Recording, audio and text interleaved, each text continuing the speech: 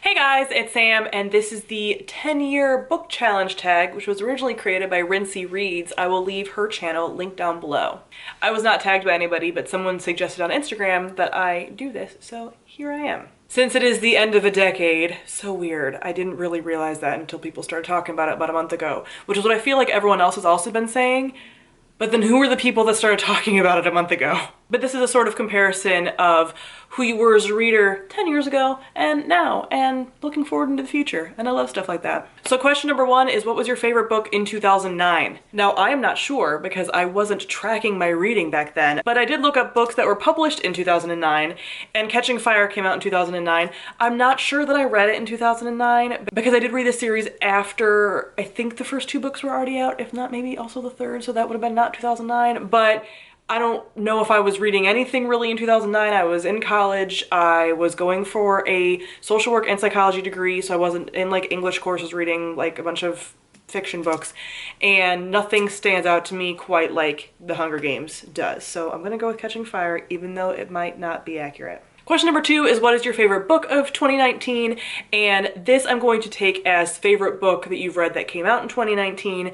Now, it's so hard for me to pick favorites, and my actual favorites videos, as they do every year, will come out in January, so look forward to a plethora of wrap-up videos and favorites and least favorites and favorite couples and least favorite couples and all of the things that come out in January for me every year. But of the books that I've read that were released in 2019, I think I can pretty definitively say that my favorite one was The Starless Sea by Erin Morgenstern. I've done a full review for this, so I will link it on the screen, but The Night Circus by Erin Morgenstern, which came out in like, what, 2013, was my favorite book and still is my favorite book. And this one is also a new favorite, and I'm not at all surprised by that, and I don't think anyone is, so this is a very clear winner. Number three, what was your least favorite book of 2009? Now, back in this 2009 period, which I was still in college, like I said, I was reading a lot of the Anita Blake series by Laurel K. Hamilton, which I've talked about a lot as like my Harry Potter, the series that I read over and over again. So I know with some certainty that I probably did read this book in 2009 when it came out. And that is Skin Trade, which is like the 15th or something book in the series. I don't even know. But I've mentioned before that this series went very, very downhill. It's still happening. It started in like 1994 when the first book came out, and books are still being released. It's just a lot. So it's kind of gone from being like a cool vampire hunter, also she animates zombies story in an urban fantasy setting, to like erotica. So I did not enjoy this book. This was towards the very beginning of when it was really starting to get bad. This was like at least 5 books into when it was getting bad. So I think this is around the time I gave up. I think I read 2 more and then I gave up. What was your least favorite book of 2019? That is definitely Slayer by Kirsten White. Of the 2019 releases, this was my least favorite that I read. This was my 1-star book of all the 2019 releases that I read. It is a Buffy universe story, and it's awful. I believe I did a full review on it. I will link it on the screen if I did. And it follows a character who basically hates Buffy. This takes place after a lot of the events of things that happen in the comics, in the Buffy comics. I'm a longtime Buffy TV show fan. It's one of my favorite series of all time. And to have a character who just hates on Buffy and knows nothing the entire time was awful, especially because it's like, know your audience. Anyone who's going to be reading this series is going to be a fan of the show. So this was a tough one, and I don't want to continue with the series, and I hated it. Number 5, what is a book that was published in 2009 that I still want to read? I had to go back to that list again and see some books from 2009 that were published and people really enjoyed. It was hard to find anything because most of the books that I saw were things that I knew about but I'm not interested in reading. The only series that I do actually want to read, even though I have read this first book, which is the book that came out in 2009, is the Parasol Protectorate series by Gail Carriger, the first book being Soulless. It's funny because Joss from Yogi with the Book, who I've been mentioning a lot lately, you should follow her if you haven't already. She mentioned this book in her tag as well, but this is a steampunk urban fantasy story, and I really like it. It's a lot funnier. It doesn't take itself as seriously as a lot of urban fantasy does, and it's steampunk and fun, and I really want to read the rest of the series. I've heard nothing but good things. I would have to reread this first book, which is why I've kept it for so long, but I do really enjoy it, and I would like to read the whole thing. Number 6, what is a book that was published in 2019 that you want to get to before 2020? Now, I don't think there's really anything that I am going to get to from 2020 that's a 2019 release, because I'm really trying in December to get the books that have been on my TBR the longest, like since 2015, 2016, off of my shelves and read those. So I'm actually trying to go for backlisted titles in December and not anything more recent. But if for some reason I am guided astray from that goal, because I'm also doing the magical readathon for the winter. So this month I'm also reading based on prompts for the magical readathon that you don't know until you do like a choose your own adventure thing to get the prompts, so you can't plan ahead. So I'm vlogging that, by the way, so you'll see that either late this month or early next month, depending on how long I decide to do the actual readathon for. But anyway, I don't plan on reading any 2019 releases. But if I was to read anything, it would probably be Winterwood by Shay Earnshaw. I just got this in the most recent Owl Crate box for November, and I would read this because it's obviously a winter story. It's fairly short. Maybe if I was like wanting to cram something in before the very end of the year, although I've already met my Goodreads goal, so I don't really need to. But yeah, if a prompt came up that I couldn't read an older book for, I might go for this.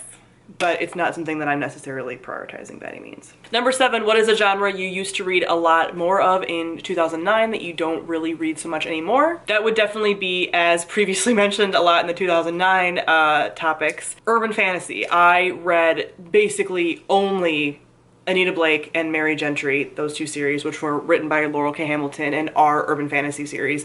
And I don't really read urban fantasy a ton now. I mean, basically at all, just because even though a lot of the tropes I do find nostalgic and almost comforting, there's a lot of like misogyny and like abuse against women and stuff in that genre. And I know it's probably changing, but it's not really something I want to weed through. I am reading Rebecca Roanhorse's series, To Like the Lightning is the first book, because that's kind of a different spin on urban fantasy and has some of those same tropes, but slightly less problematic, his own voices, all that stuff. But yeah, urban fantasy is not something I really gravitate towards anymore, because it seems it's a lot more trope filled. I mean, every genre is trope filled, but I really feel like I know what I'm getting when I get into an urban fantasy, so I don't have to read like every urban fantasy series. Number 8, what is a new genre that you have discovered since 2009? A ton. I would say the biggest genres, which are mostly subgenres, is, well, really, I've read more science fiction since 2009. I really didn't read science fiction at all, and now I really love space operas, and I love new weird, which is a genre I didn't even know about until a couple of years ago. So I like sci-fi a lot more than I used to. And then as far as fantasy, I'm into a lot more subgenres that I didn't know about. I feel like high fantasy was a lot bigger in like 2009. I just really didn't know about anything else besides like Lord of the Rings.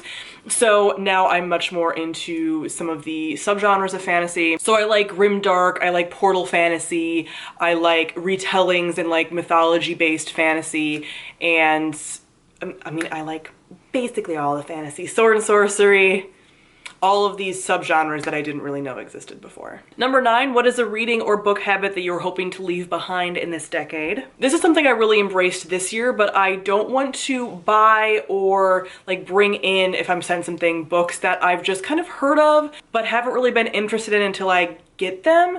So I don't just want to like fly through my library or add books to my Amazon wish list just because they seem like, oh, okay, these are kind of interesting. Like, I want to be very, very excited and into the books that I'm bringing in, buying, accepting from publishers, going to the library for, etc. That's just like the mood I'm in right now. So I just really, I feel like I'm gonna carry that into the next decade. Like, I just want to read things that I really truly feel I'm going to love, and obviously that's not going to mean that every book is going to be 4 and 5 stars for me. There's still going to be duds in there, but I just am not in a spot where, I think because I'm reading less because I have less time, because I'm an adult with a job and responsibilities, I don't want to waste time on books that I sometimes feel like, I'm not sure I'm gonna really like this. Like, sometimes I'm okay with that, but I feel like for the longest time I read mostly those books, and it's okay to sometimes read those books because I think you can find some gems in there.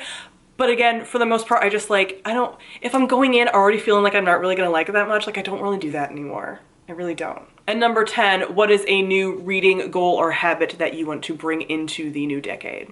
And this is kind of tied to my answer for the last one, and that is DNFing more.